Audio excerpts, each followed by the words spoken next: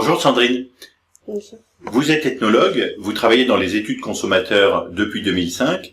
Quel est votre avis sur l'utilisation des technologies dans les études? Est-ce qu'il y a encore des zones d'ombre aujourd'hui dans les études qualitatives?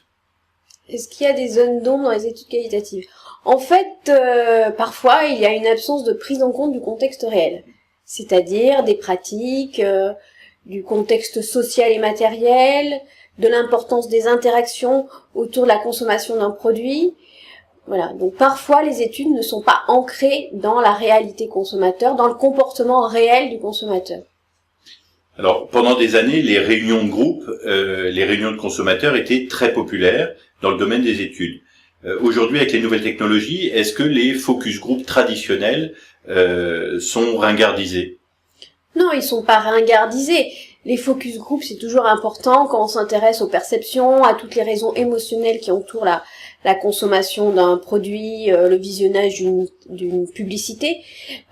Mais lorsqu'il s'agit des pratiques réelles, dans un focus group, les consommateurs fonctionnent sur leur mémoire. Ils ne peuvent pas décrire avec précision leurs pratiques.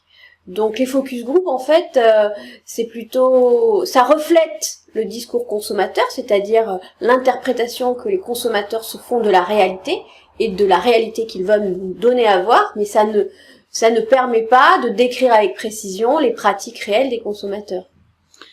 Alors, parmi les nouvelles technologies, les technologies web et maintenant mobiles permettent d'interroger directement des communautés de consommateurs sur leur smartphone, de faire des panels en ligne, des blogs.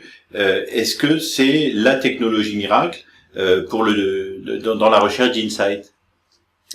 Disons que les panels et les blogs, c'est très intéressant parce que ça permet de recueillir encore des informations, les gens répondent quand ils en ont envie, mais en fait, ça reflète pas non plus le contexte réel, et surtout, ça ne permet pas vraiment d'approfondir les réponses des consommateurs. Le contexte réel, pourquoi est-ce que la contextualisation est si importante? Pourquoi la contextualisation est importante?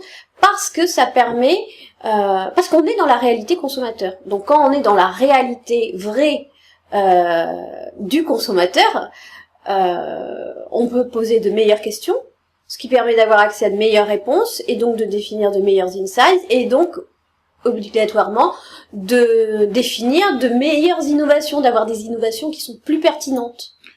Donc le meilleur moyen pour comprendre vraiment finement le comportement du consommateur, c'est de se déplacer dans le contexte chez le consommateur.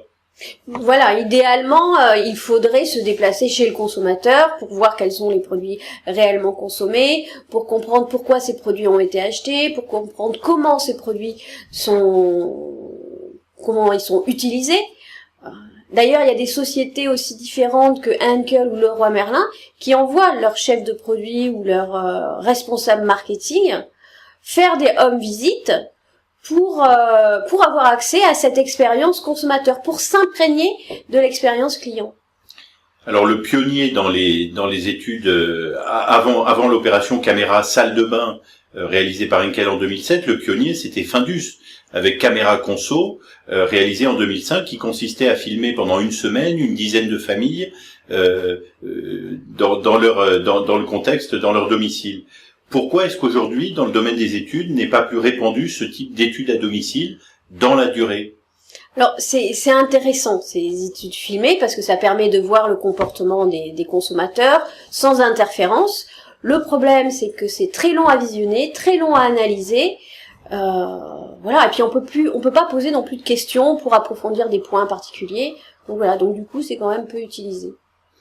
Alors, parmi les nouvelles technologies, on parle aussi beaucoup en ce moment, dans le domaine des études, des objets connectés, de l'apport des Google Glass, des trackers d'activité.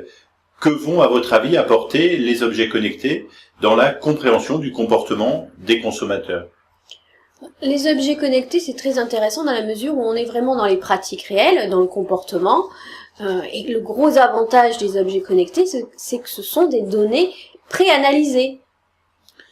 Et alors, pour finir, le rôle, à votre avis, comment évolue le rôle de l'ethnologue avec toutes ces nouvelles technologies dans les études? l'ethnologue ou l'analyste, c'est toujours le même. En fait, le rôle de l'ethnologue ou de l'analyste, c'est de comprendre les raisons des comportements de consommation, les décisions d'achat. Donc voilà, c'est comprendre le pourquoi. Donc en fait, l'ethnologue et l'analyste accompagnent ces technologies d'objets connectés. Ça lui permet de se baser sur de vraies données, sur des mesures des comportements pour comprendre les comportements. Sandrine Prévost, merci beaucoup.